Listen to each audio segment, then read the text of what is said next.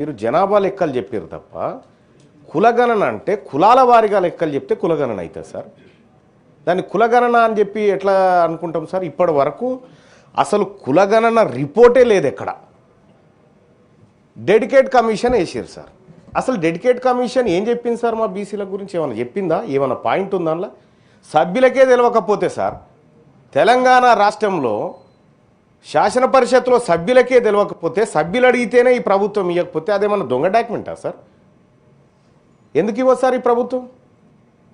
ఈ తెలంగాణ రాష్ట్రంలో మేము ఎంతమందిమో తెలుసుకోవాల్సిన బాధ్యత మాకుంది సార్. ఒక సభ్యుడికే ఈ అధికార యంత్రాంగం ఇప్పటి వరకు ఇవ్వలేదు సార్. నేను ఇట్లా పెట్టినా, తర్వాత రైట్ టు ఇన్ఫర్మేషన్ కింద పెట్టినా, ఇవాళ మీరు మాకు ఆ సమాచారం ఇప్పించాల్సిన బాధ్యత ఉంది సార్. ఎన్నిసార్లు చెప్పినా వాళ్ళు పట్టించుకుంటలేరు సార్ అధికారులు. అసలు తెలంగాణ రాష్ట్రంలో కులగణన చేసిరు, ఓకే, కులగణనలో అందరూ పాల్గొన్నాం. కులగణన అనేటువంటి పదానికి అర్థం కులాల వారిగా లెక్కలు చెప్పినప్పుడు అర్థమవుతుంది సార్. నువ్వు జనాభా లెక్కలు చెప్పినా అవతల పడ్డావు. మరి ఇప్పుడు ఏ కులం వాళ్ళు ఎంతమంది ఉన్నారు, మా బీసీఏలో ఎంతమంది ఉన్నారు, మా బుడబుక్కలో ఎంతమంది ఉన్నారు, మా గంగిరెద్దులో ఎంతమంది ఉన్నారు, ఈ లెక్క కావాలి కదా సార్.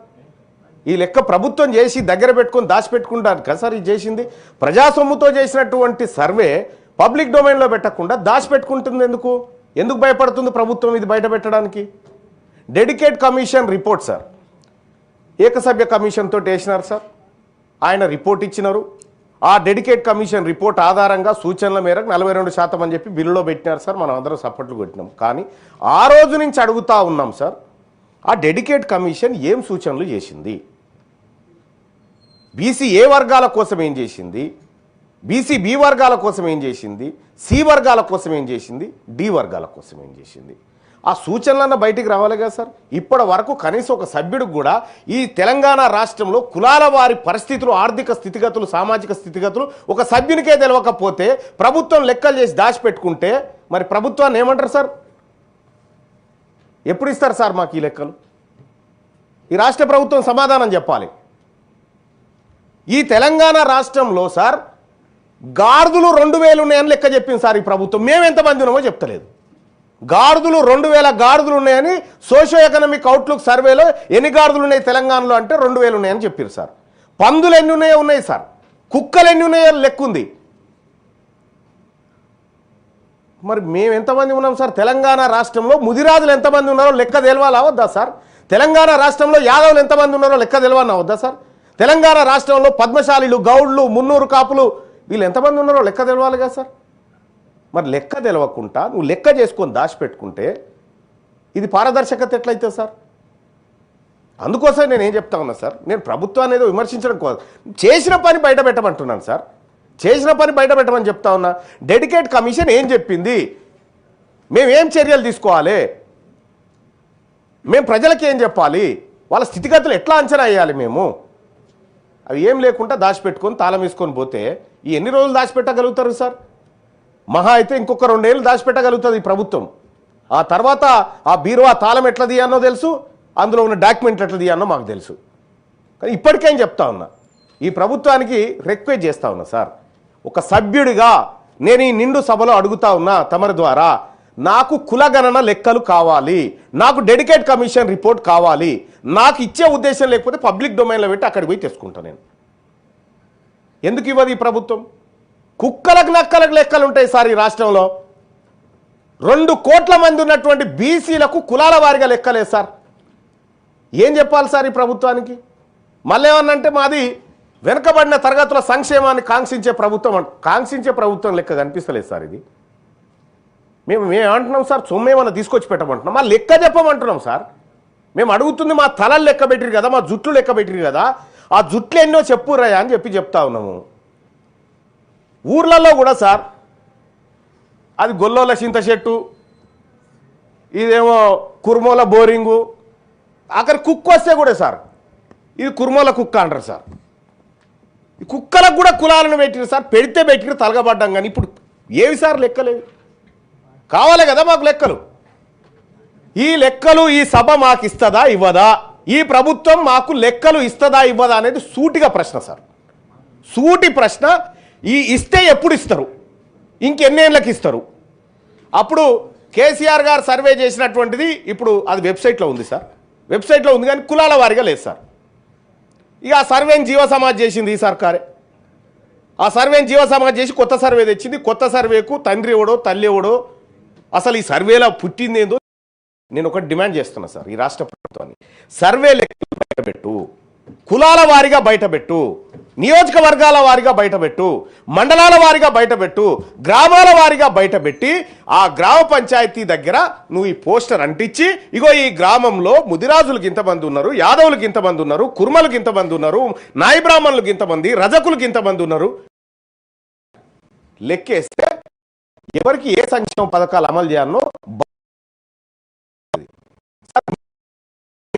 కొన్ని ఊర్లలో మేమే తెలంగాణ రాజ్యాధికార పార్టీ మా నాయకత్వంతో మేము చేయించినాం సార్. చేయిస్తే చాలా షాకింగ్ లెక్కలు ఉన్నాయి సార్, చాలా షాకింగ్ లెక్కలు. ఇవాళంటే బీసీలంతా అవేర్నెస్కి వచ్చి ఇవాళ లోకల్ బాడీ ఎలక్షన్లో కానీ అక్కడ ఇక్కడ ఓపెన్ స్థానాల్లో గట్టిగా పోటీ చేసి మెజార్టీ స్థానాలు కొట్టుకో ఇవాళ చైతన్యం వచ్చింది కాబట్టి సార్. ఈ చైతన్యం వచ్చిన సమాజం అడుగుతుంటేనే నువ్వు లెక్కలు ఇవ్వకపోతే నేనేం చేయాలి?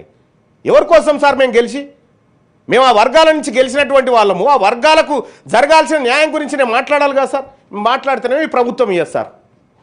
బిల్లు పెట్టినప్పుడన్నా కనీసం ఇవ్వాలి కదా సార్. ఏందో ఏం కథను నువ్వు అది అర్రలో పెట్టుకొచ్చుకుంటావు, ఈడ కాగితం పెట్టి ఇక దీని మీద సప్పట్లు కొట్టుకుంటే మేము సప్పట్లు కొట్టాలి.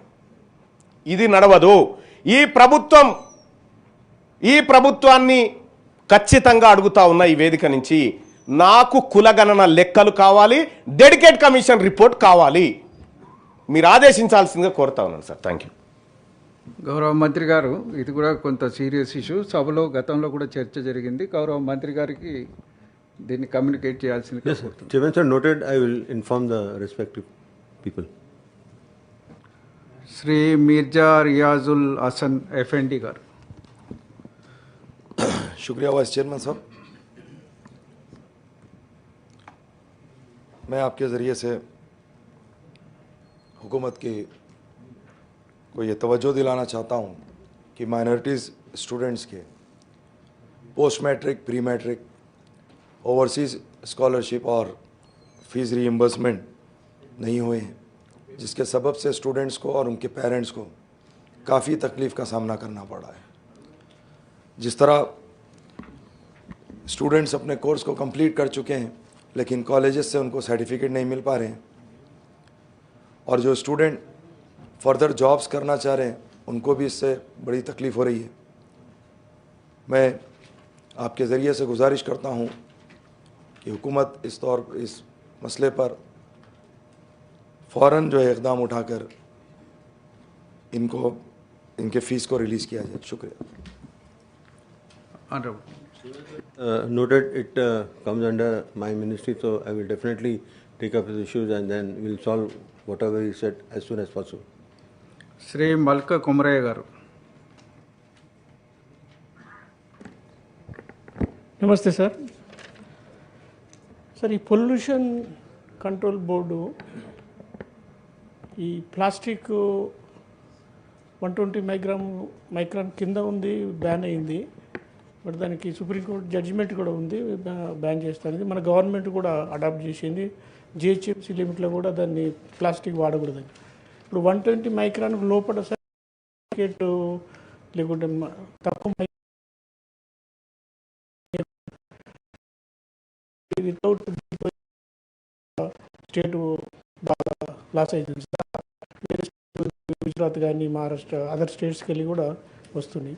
మన దగ్గర కూడా చాలా స్పేసెస్లో ఇంకా ప్లాస్టిక్ మ్యానుఫ్యాక్చర్ చేసి తర్వాత వాళ్ళు తక్కువ మైక్రాన్తో తయారు చేసి అమ్ముతుండ్రు. ప్లస్ వేరే ప్రోడక్ట్స్ కలిపి కొత్తగా ఇది వేరే బయోడిగ్రేడబుల్ అని అమ్ముతారు సార్. అదంతా బోగొస్తారు. అంటే అది మన వ్యాక్స్ అవన్నీ డిఫరెంట్ మెటీరియల్ కలిపి తయారు చేసి అమ్ముతారు సార్. అది ఇంకా డేంజరస్, ప్లాస్టిక్ కన్నా కూడా చాలా డేంజరస్. తర్వాత సార్ కొన్ని పొల్యూషన్ ఇండస్ట్రీస్లో ఈ పొల్యూటెడ్ వేస్ట్ వస్తుంది సార్. యాక్చువల్గా మన జీరో వేస్ట్ ఉండాలి ప్రతి కెమికల్ ఫ్యాక్టరీలో కానీ మిగతా అన్నిట్లో కూడా, ఈ రీసెర్చ్ ల్యాబ్స్లలో కూడా. దానిలో ఏమవుతుంది సార్, అందుకెళ్ళి వచ్చిన ఆ వేస్ట్ని అంతా రాత్రిపూట లారీలలో తీసుకుపోయి రోడ్ల వెంబడి ఎక్కడంటే అక్కడ పోసేస్తారు సార్. మిడ్ నైట్లో తీసుకెళ్తారు, ఎక్కడ రోడ్ పక్క కొద్ది లోపల తీసుకుపోయి డంప్ చేస్తారు. ఫారెస్ట్ ఏరియాలో కానీ లేకుంటే ఎనీ వేస్ట్ ల్యాండ్లో చేస్తున్నారు. అది చాలా డేంజర్ సార్. కాబట్టి ఈ పొల్యూషన్ కంట్రోల్ బోర్డుకు ఇన్స్ట్రక్షన్ ఇవ్వాలి. ఒకటి ఈ ప్లాస్టిక్ బ్యాగ్స్